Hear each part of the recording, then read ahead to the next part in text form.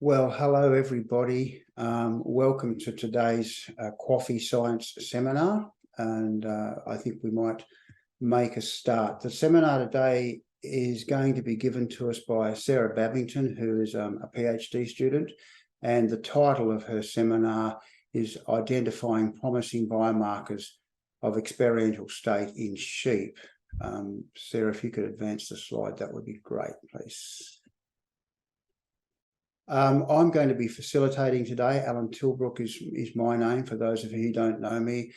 I'm a professorial research fellow in the Centre of Animal Science at QAFI. I also do have a joint appointment in the School of Veterinary Science, and we undertake research in the welfare of livestock species. And one of the major areas that we work in is trying to identify biological markers of welfare states in livestock. And Sarah's going to be talking to you today about an element of that particular research. If we could go to the next slide, please, Sarah. I would like to commence, please, by acknowledgement to country. The University of Queensland acknowledges the traditional owners and their custodianship of the lands on which we meet. And we pay our respects to their ancestors and their descendants who continue cultural and spiritual connections to country. And we recognise their valuable contributions to Australian and global society.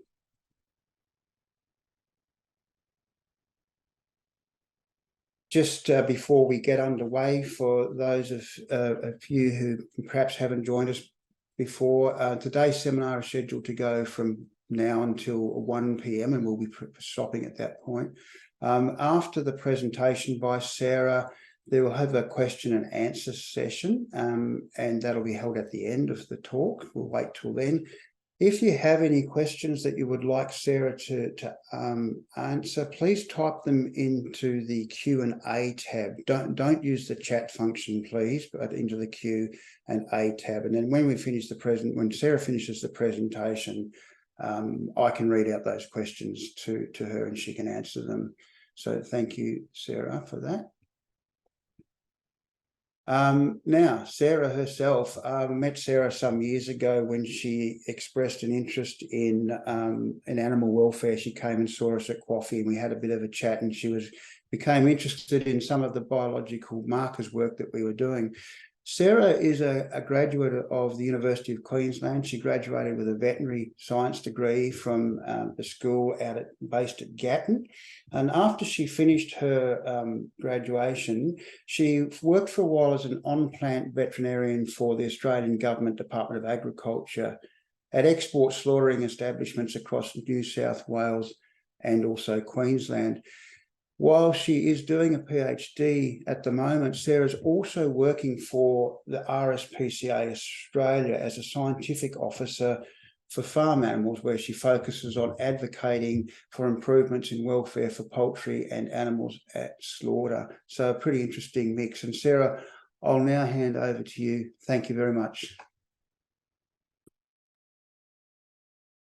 Awesome. Thank you so much, Alan, for that lovely introduction.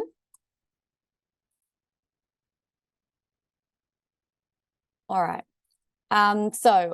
Just to begin first, thank you everyone for joining. And I too would just like to acknowledge the traditional owners and their custodians on the land on which we meet today and pay their respects to my ancestors and their descendants. So today, as Alan mentioned, I'm going to be presenting to you my PhD project, which is all around identifying promising biomarkers of the experiential state in sheep. And just to, I guess, put a bit of context, so I'm my second year into my PhD and I've got just under about 12 months left. To begin, I'd like to acknowledge first my supervisory team, which is made up of Professor Dominic Blanche, Professor Alan Tilbrook, Professor Shane Maloney and Dr. Liang Ding. And I'd also just like to acknowledge that my project is funded by Meat and Livestock Australia, which is a grant which is being led by Alan Tilbrook. So today, to give you a brief outline of what I'm going to kind of touch on, firstly, I'll define animal welfare to give us some context. I'll look at how we currently are assessing animal welfare, but then I'll touch on basically the purpose of my PhD, which is to look into this neuro-welfare approach. I'll touch on the promising biomarkers which I'm exploring for my PhD. I'll give you a brief experimental overview of the second experiment that I've performed for my PhD, some of the results that we have so far, and then the next steps. So firstly, what is animal welfare? For the purpose of my PhD, I'm defining it by the state and within an animal that relates to what the animal experiences, which is influenced both by the internal and external factors. So this is basically using the word experience to encompass this really broad range of concepts that we can often see in the literature, ranging from things such as emotion, mental state, mood, affective state, subjective experience, etc. So I'm basically using experience to encapture these ideas.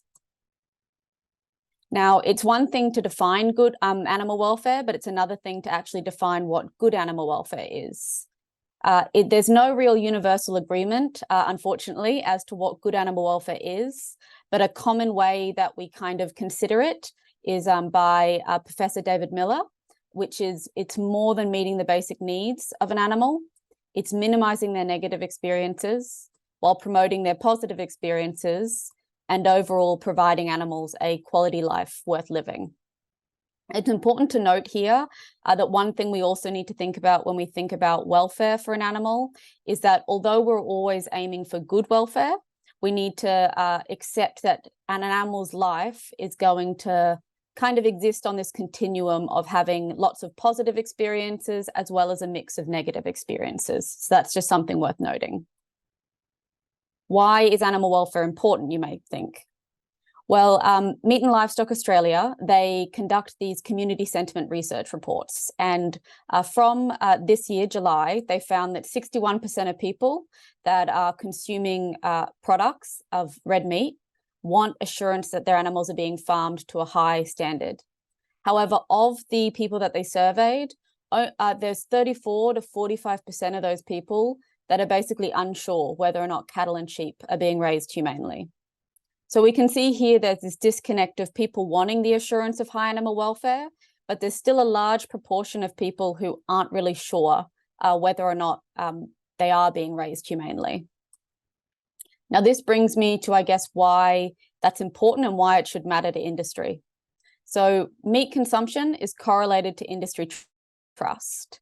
And now when we look at what are the drivers for industry trust, there are three main ones that we've identified. So there's that animals are being produced ethically and humanely, that industry is listening and responding to community concerns, as well as that industry is taking actions to basically reduce environmental impacts and improve sustainability.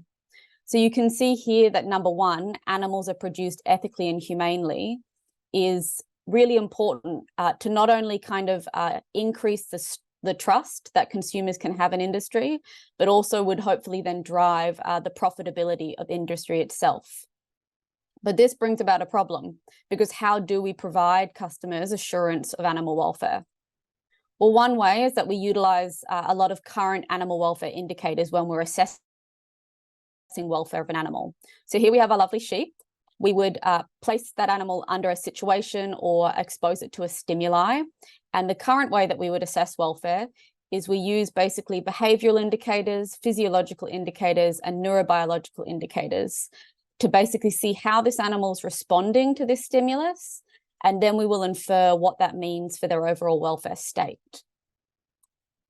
But this current method has some limitations. One thing is that a lot of the indicators we use are looking at the response to a stressor rather than the real-time experience of that stressor. They're usually reflecting negative or neutral welfare states. So most of our indicators are focused on things like pain, fear, stress, and we have very few that look at kind of the positive response of an animal. They can often be too generic.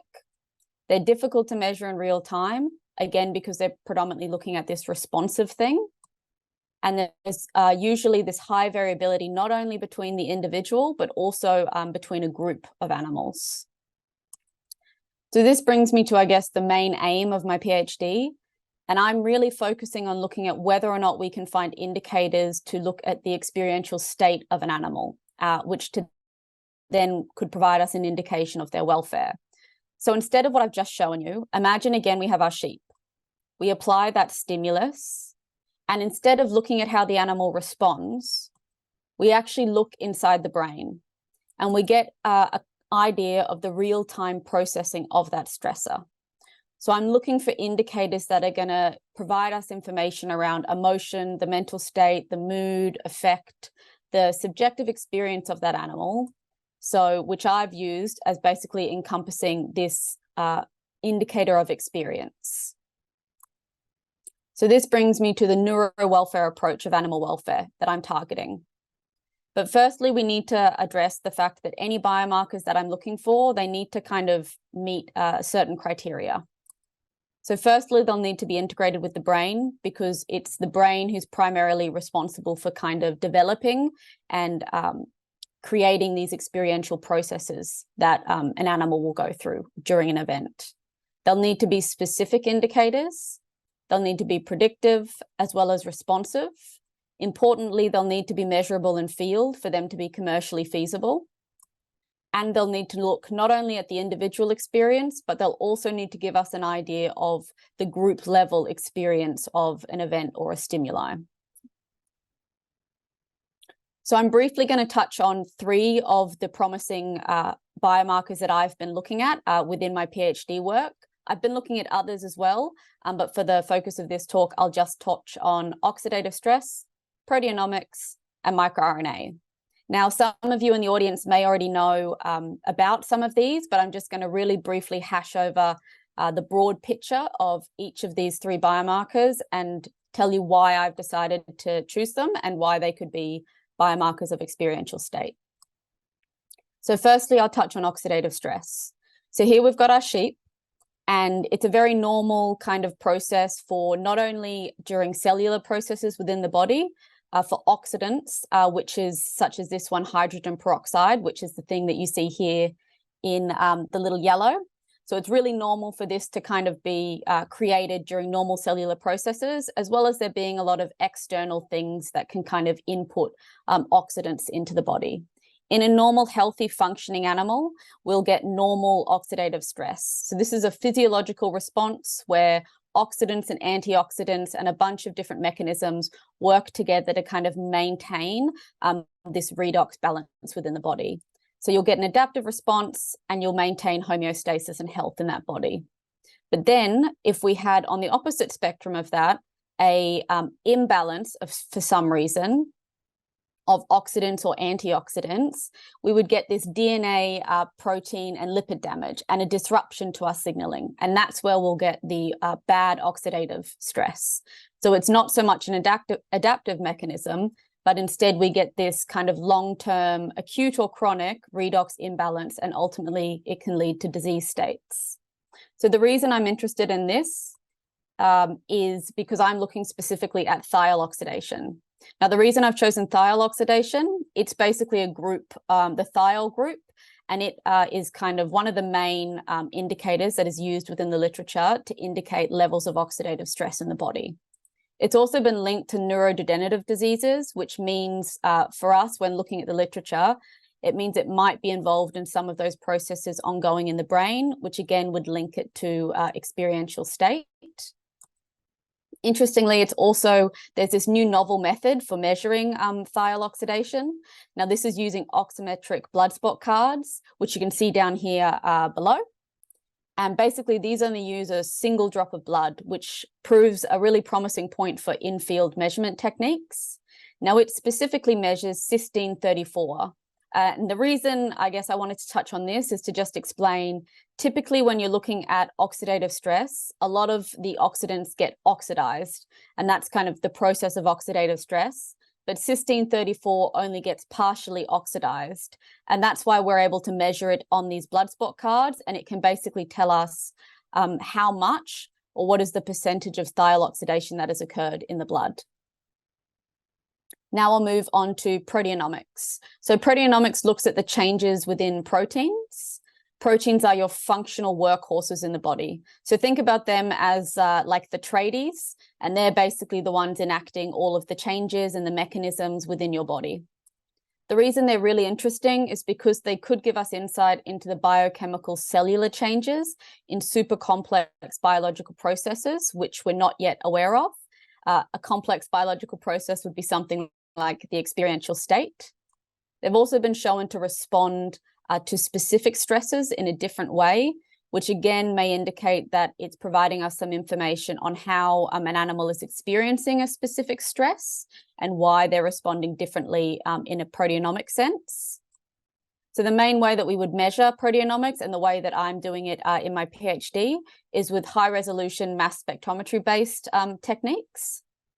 To give you a very quick overview of what this looks like, you basically have the collection of the cells or the body fluids that you're using for your samples. So I use plasma samples from my sheep.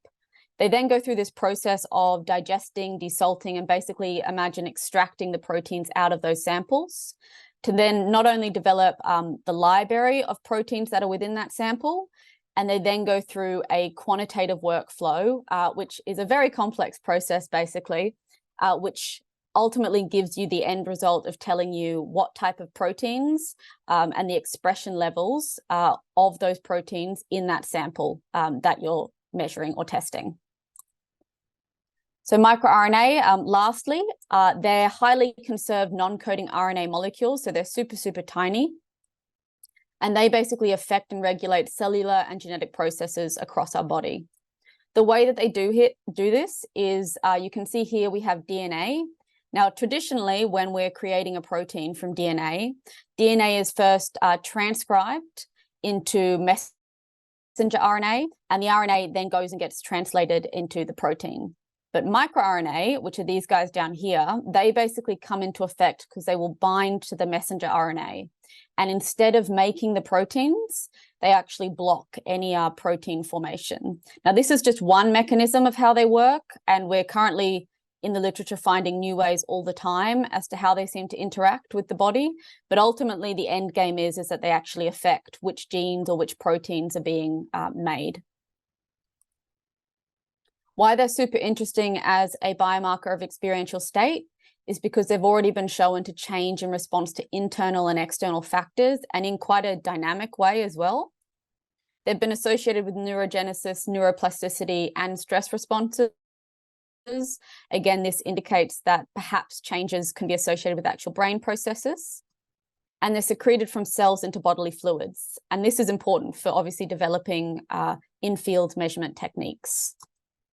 The main ways that we measure and look at them is next generation sequencing.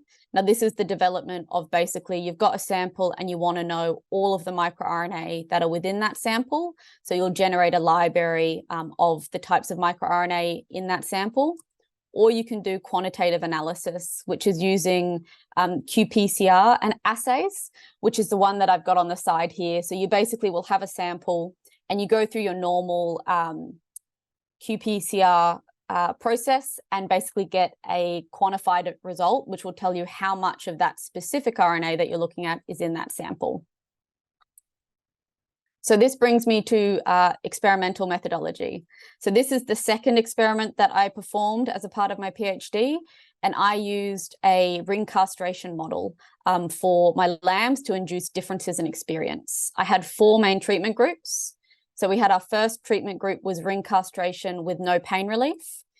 You can see by the sad face, this is where I suspected there would be the most discomfort for the lambs. The second group was the ring castration group, but this time they were provided pain relief, which I provided in the form of meloxicam, as well as a bupivacaine block around the scrotum. And you can see here, we suspected they would have less of a negative experience. I then had a third group, which was the sham castration group. And now these guys, we pretended to ring castrate them, but they weren't actually ring castrated, and they were just provided saline injections. And then I had another group, which was the sham castration group with pain relief. So again, I pretended to castrate them. And then this time we actually provided them the pain relief as well. In terms of sampling collections, so initially I took a baseline blood draw from the lambs, and we then also provided them either a saline or meloxicam injection, depending on their treatment group. Then we performed the bupivacaine block around the scrotum, or this was just done with saline, depending on the treatment. We had our ring castration, and then immediately after, I took a blood sample. I then went through basically periodically sampling the blood from the lambs up to 96 hours after the treatment to get a really good idea as to how any markers may change over time. So this brings me to some of the results that I have so far. So one of the first things I measured was plasma cortisol. Now, you may be thinking that this isn't a very novel biomarker. No, it's not. So the reason I chose it is because obviously cortisol is considered a very good indicator of physiological stress in an animal. And I wanted to see basically, was there a difference in our treatment groups in terms of the base physiology of stress? And if there was, that would be hopeful in the sense of it means we may see a difference in terms of those animals had a different experience during the event. So firstly, we'll look at the control group, which you can see here in the blue.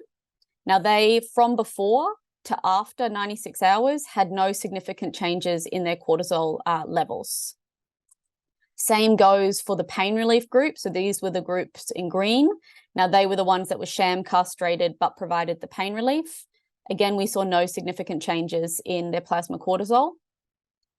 As for the orange group here, which is the ring castration group with pain relief, although you can see there is this like slight increase comparatively to the other groups, in terms of statistical analysis, there was no significant differences from before up to 96 hours after the treatment. And lastly, we have our castration group. So this was our ring castration group without pain relief. And you can see here, different from the others, we saw a significant increase at 30 minutes and 60 minutes after the ring castration. Now, this made me hopeful because it meant there was clearly a difference in the stress physiological response of the lambs, which suggests that there's likely to be a difference in the actual experience of the events in the lambs. So in terms of the biomarkers that I was assessing, first we'll look at oxidative stress. So this is that thiol oxidation. So the interesting thing here was that before we had no significant difference between the groups in terms of their thiol oxidation percentage. But then 1 hour after and 48 hours after, we also had no significant differences in the groups between thiol oxidation.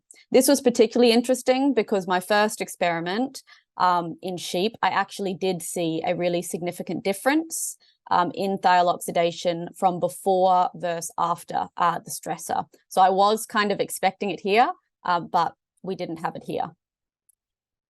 In terms of the proteomic changes, now this is work being conducted by Paul Mills and his postdoctoral student at UQ School of Veterinary Science. So far, all of the samples have been processed and have undergone analysis. And we've measured a total of 287 proteins. So we're currently just in the process of finalizing the statistical analysis so that I'm able to actually write up and report on the results that we've found.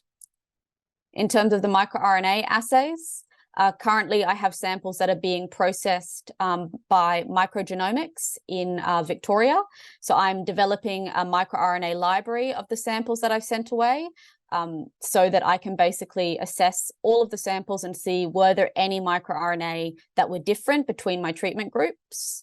And then once I have those results, what I will be doing next is I'll actually be validating the differences in those microRNA. So any microRNA that I think might be possible indicators of experiential state changes, I'll do RTP qPCR assays to basically look at them quantitatively in each samples. So lastly, I just want to leave you with what are the implications of actually having biomarkers of experiential state, and I guess why I believe my PhD is important.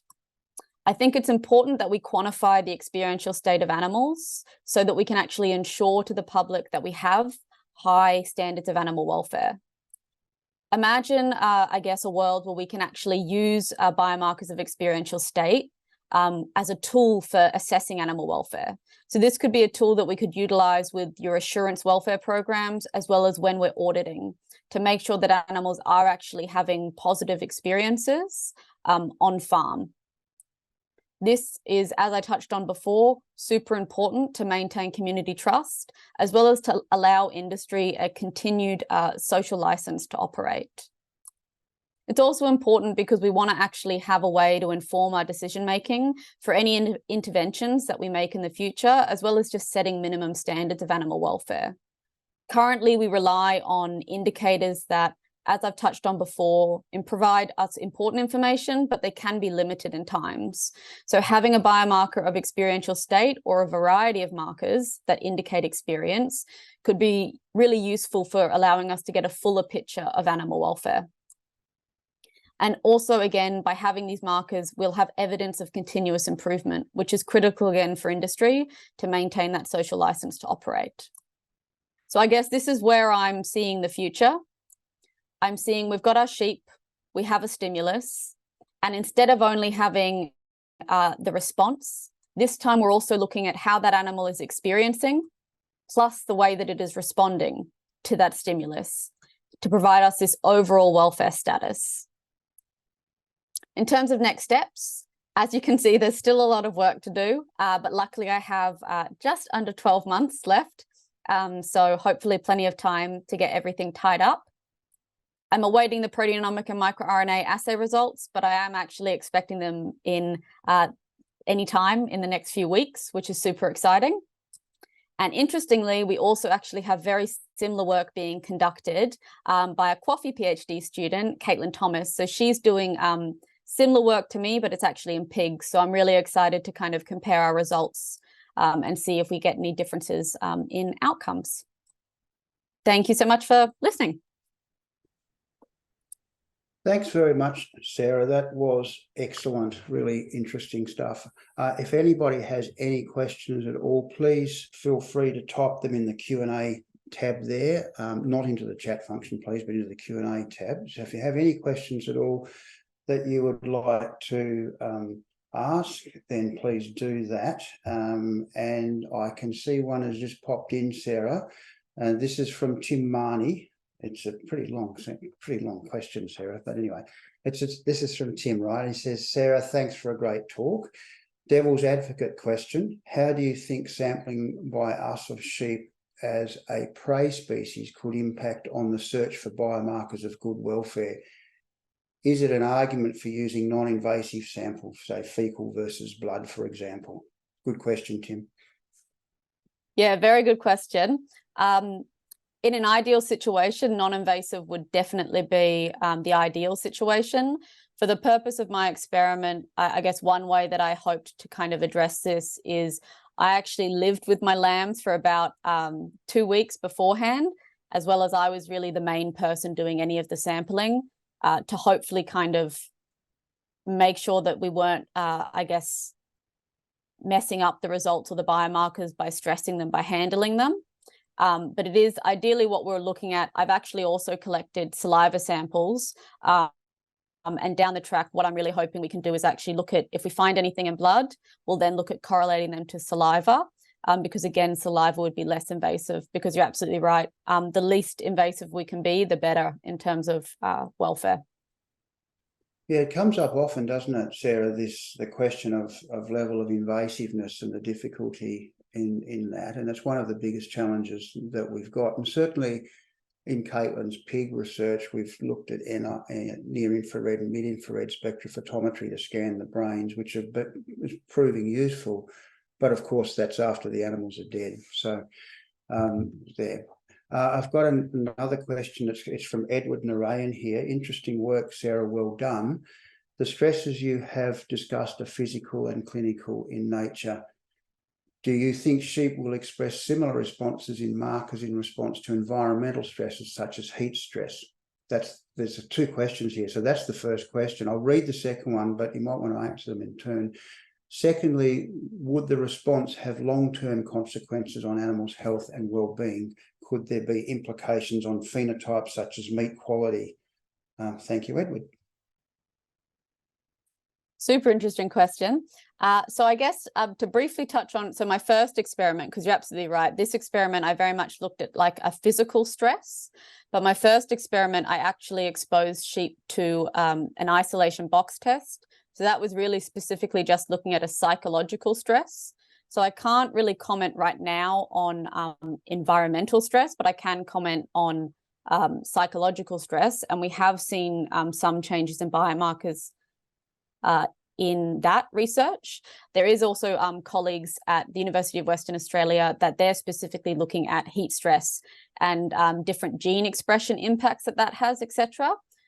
Because I think that also needs to be considered, is that we may not be lucky enough to get a variety of biomarkers that specifically look at all stresses. We might actually be needing to target specific biomarkers for specific stresses, and that may be giving us a better idea of how an animal's experience isn't changing in response to, say, an environmental stress versus physical stress versus psychological stress. And in terms of the down the track changes, I definitely agree. It's really, really interesting. It's one of the reasons that for my PhD, I've actually chosen my first experiment. I looked at gene expression. And obviously in this experiment, I'm also looking at microRNA as well as proteomic changes, because I wanted to kind of get that broad spectrum of every little process I could. But, you know, we already know with some other species that there is such thing as epigenetic changes. So I wouldn't be surprised if there is changes that we see in different stress responses in terms of meat quality. And we already know that, you know, you get issues such as dark cutting or pale PSE. I'm not even going to try say the proper word because it's now left me, in pigs, in terms of, you know, stress actually affecting the meat quality. So I think it's definitely real. It's just, we've just got to find the markers and the mechanisms behind it still. Thanks, Sarah. There's another question here. It's come from Kelly Ashley. I'm not sure if you'll know the answer to this. It's not so much science. Are there other students looking at captive or zoo animals and animal welfare and their physiological and neurobiological reactions to stress? Kelly says she's heard of one student. Are you aware of any work in those sorts of animals, Sarah? Super interesting question. So I'm not aware of anyone doing specifically, I guess, similar to what I'm doing or Caitlin is doing in terms of looking at markers of like brain processing. But I do know that there is some work currently ongoing with captive animals, such as alligators, looking at kind of enrichment and positive welfare in that sense. But that's unfortunately all I know of currently ongoing. But if you do know of any, please share, because that would be really cool to touch base with them. Yeah, that's true. It would be good to know. I'm aware of some research being conducted in Victoria with the University of Melbourne in partnership with Zoos Victoria, though not with the focus you've got, Sarah, but in this general area. And also there's some work with some of the animals at SeaWorld, some PhD research going on there, but again, not with the approach that you're doing, that I'm aware of anyway. But it's good to know. If anyone does know of any students or other research that's around, we'd be very pleased to hear about that. Sarah, I wanted to ask you about thiol oxidation. I think your first experiment, which you've alluded to a number of times, was done with adult sheep, right? Whereas the sheep, the study that you presented today was done with lambs, prepubertal animals.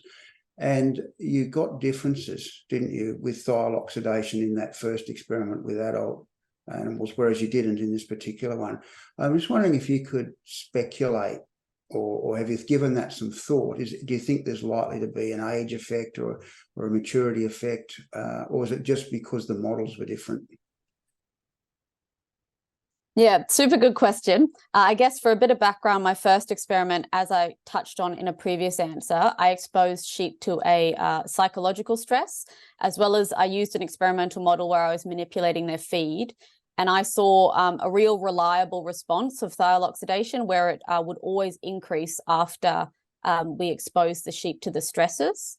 So I was going into this experiment really expecting to see a response from thiol oxidation, and was a little disappointed when we didn't see that. But when looking at the literature and kind of diving into why that might have occurred, it appears that other literature has actually documented a similar thing, but they were using lambs as a fetal model for different types of surgery. And they kind of saw that lambs seem to have this really high antioxidant defense mechanism, and they seem to be super resistant to oxidative stress. Now, the true mechanisms behind that don't seem to be clearly understood yet.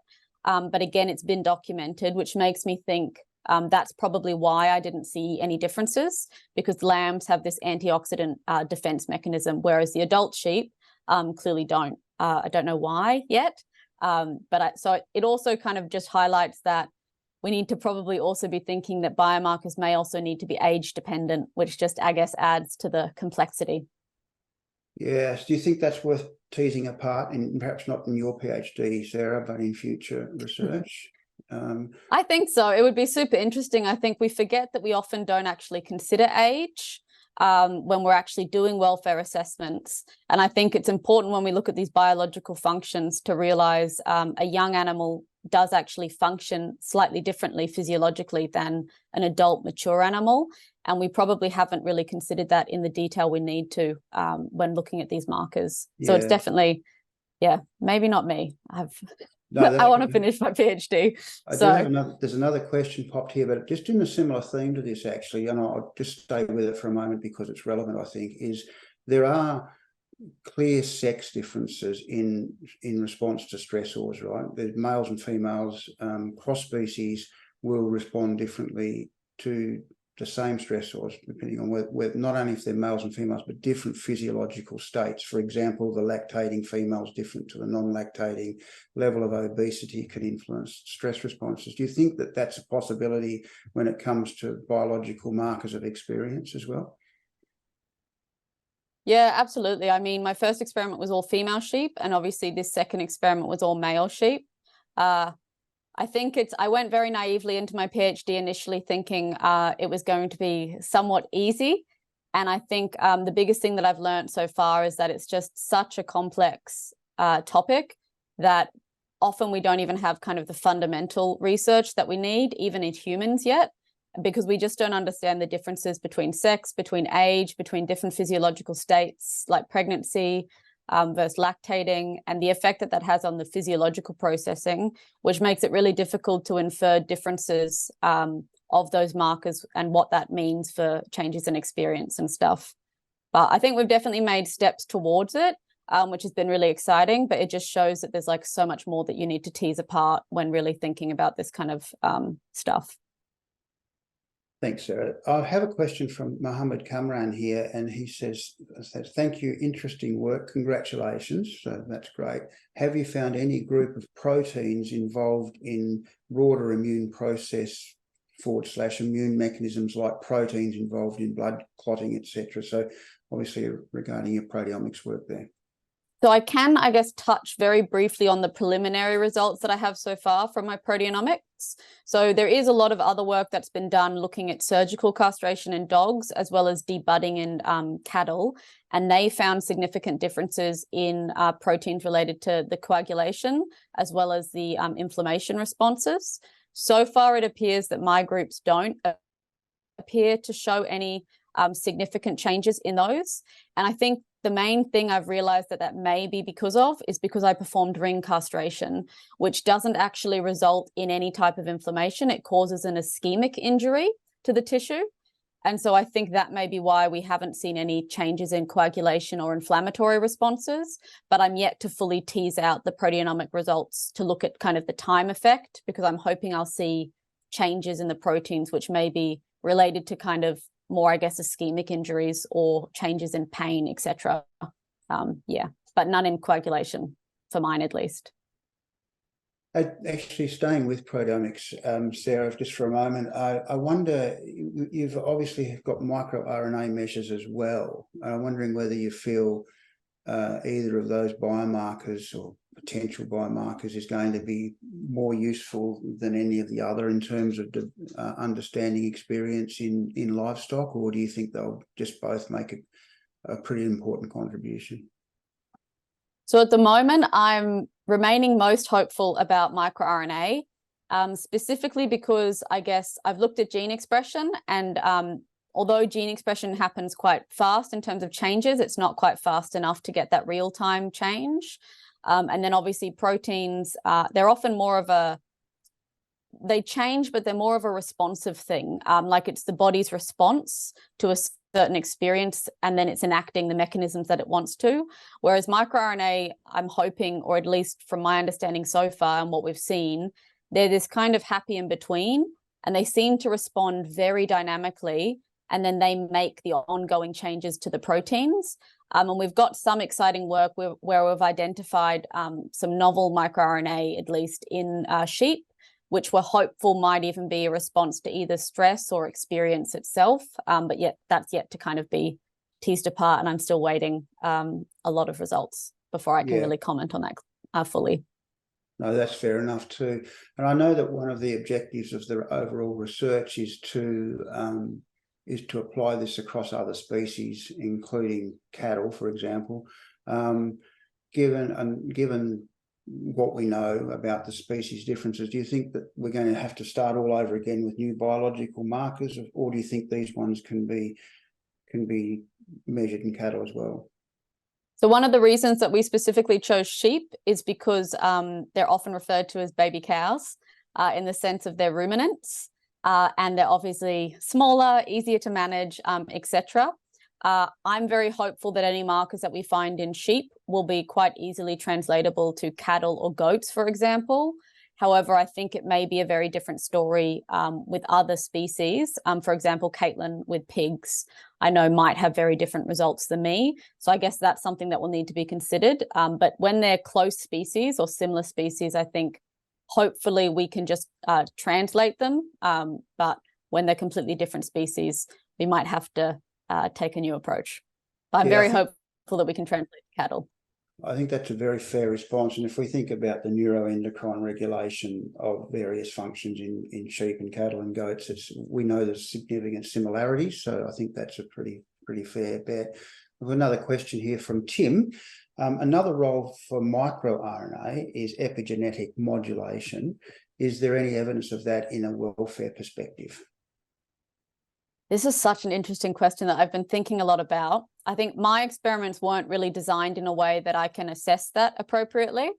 And from my understanding, there is some research out there around different housing conditions having long-term effects on rodents and their microRNA expression down the track. So I wouldn't be surprised if we can utilize microRNA in that mechanism or that way to kind of look at, were the mothers of those animals housed in good or bad conditions, or does that increase their likelihood of having microRNA related to increased stress, etc.? But I can't really answer that question, but I would love if someone else did for me, because it would be super interesting. And I think it needs to be explored. Yeah, I agree. I think it's an important question and a relevant one. And Sarah, as I read the question and you're answering it, made me think of some of the epigenetic work that Edward Narayan and his group are doing, and it might well be worthwhile at some stage in the near future having a chat to Edward. I know Edward was keen to talk with us anyway about this area, and it might be worth exploring, perhaps moving on in there. And I know that work has been done in pigs. Yes, absolutely, it has indeed. I really want to change to a couple of not so much sciencey questions, but questions around animal welfare, because it can be quite a challenging area to work in. One of the things that when people are talking about animal welfare, one of the models that they are very, very commonly referring to now, and indeed there are many organisations that use this model to assess animal welfare, is the 5 domains model. Which of course was developed by David Miller and colleagues, and you mentioned David in your talk today. I just wonder what your thought, perhaps you should, if you could very briefly describe what the 5 domains model is for people who may not know, and just give us your thoughts on it as a model for assessment of animal welfare, given the definition that you've given of what welfare is. Yeah, sure. So I guess looking at the 5 domains, it's kind of a take off or an evolution of the 5 freedoms. And the 5 domains, basically there's 4 physical domains. And you'll have to excuse me because I've now frankly forgotten the 4. But it's something, no, I can't even tell you them, but they're 4 physical factors, but it's like that you want to have a good physical environment, that you want animals to have an enriching experience or control over their systems. They need to have safety, etc., like that. And then the 5th domain is actually the mental domain. So this is this idea that you've got these 4 physical domains that affect animal welfare, and they also inform the mental domain, as well as the mental domain can affect the physical domains. So they kind of work backwards and forwards. I think it's a useful framework for assessing welfare when applied in the correct manner. I think, unfortunately, what we've seen in recent times is this kind of 5-domain washing of welfare assessment, where people will label an assessment as a 5-domain assessment, and it's not a true 5-domain assessment. And when I actually had a meeting at Massey University last week, where I was speaking to a few of David's colleagues there, and they're doing a lot of work around actually properly translating to people how the 5-domains framework can be used when actually assessing welfare. It's not an assessment tool, it's a framework. And I think one of the biggest limitations with the current framework that they have is the domain mental state. We have no way of currently assessing it. So it's very difficult to use the framework when there's no clear measures for this 5th domain. And I guess that is what my PhD is trying to do around trying to provide markers of the mental domain, because then we could use that to kind of cross-validate physical domain indicators, etc. And I think the interesting thing is there that I discussed with them is actually this idea of in the mental domain, we need to consider that we have these transient states of experience that are like very short-lived and may have very little impact on an overall welfare, versus those kind of longer experiences, which in humans we often refer to as like your mood, that may have a more lasting impact on the overall welfare of an animal. But again, it's like this really complex thing that you need to tease apart, which is why for me, I've just really focused on, can we find a biomarker that's indicating those brain processes, and then tease apart what that actually means. Because yeah, while it's a super good framework, it's very limited in its capacity to provide an effective way of assessing welfare when we don't have those measures of experience or mental state yet. Yeah, that's right. And as you just pointed out then, and I know from speaking to David Miller himself, it was never the framework. The original motivation behind the development of the framework was not as an assessment tool, but as a means. Exactly. Yeah. So I think that's very good. There are no more questions in the Q&A, Sarah, but I'm going to ask one final question. I think we need to get a little bit controversial. It's animal welfare after all, and you might be able to speak to this more with your RSPCA hat on than a research student. You said it yourself in this talk today, and you hear it very frequently about the importance of this so-called social license to operate.